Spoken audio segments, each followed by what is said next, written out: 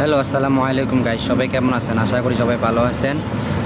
আমিও ভিডিও করার আগে আপনাদের একটা ভিডিও দেখাতে চাচ্ছি। আপনারা ভিডিও দেখেন, ভিডিও দেখার পর আমি পরে আগাবো।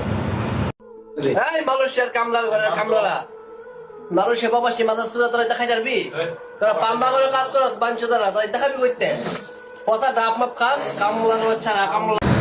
তো আপনারা সবাই তার ভিডিও দেখছেন। আপনারা ভিডিও দেখার পর কী মন্তব্য আপনারা কমেন্ট করে আমাকে জানাবেন। আর ভাইকে আমি বলতে চাই, আপনি যে পজিশনে থাকুন না কেন, সবসময় আল্লাহর কাছে শুকরিয়া আদায় করবেন। আমরা সব মানুষ প্রবাসীতে আসি কষ্ট করেই কাজ করার জন্য, কষ্ট করে থাকার জন্য। কারণ আমরা আমাদের ফ্যামিলিকে ছেড়ে আসি প্রবাস জীবনে টাকা কামানোর জন্য।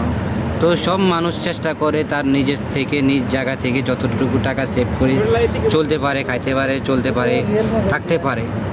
তো আপনি যদি এত বড় লোক হয়ে থাকেন, আপনার যদি এত টাকা পয়সা থেকে থাকে, আপনি যদি এতই আনন্দ উৎসব নিয়ে থাকতে পারেন, তো আপনি থাকুন। আপনি অন্য মানুষকে নিয়ে কখনো মন্তব্য করবেন না, অন্য মানুষের মনে কখনো কষ্ট দিবেন না, এতে অন্যের মনে কষ্ট লাগবে।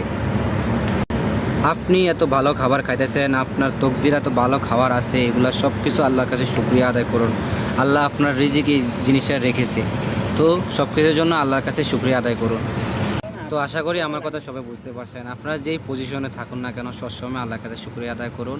কখনও কারোর নিয়ে কোনো মন্তব্য করার দরকার নাই। আপনার রিজিকে আল্লাহ যত কিছু রাখছে, আপনি তাই নিয়ে খুশি থাকুন।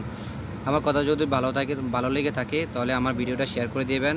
আর আমার ফেসবুক, ইউটিউবে, টিকটকে যদি কেউ নতুন এসে থাকেন, তাহলে লাইক, শেয়ার, ফলো করতে ভুলবেন না। Thank you. আল্লাহ হাফেজ।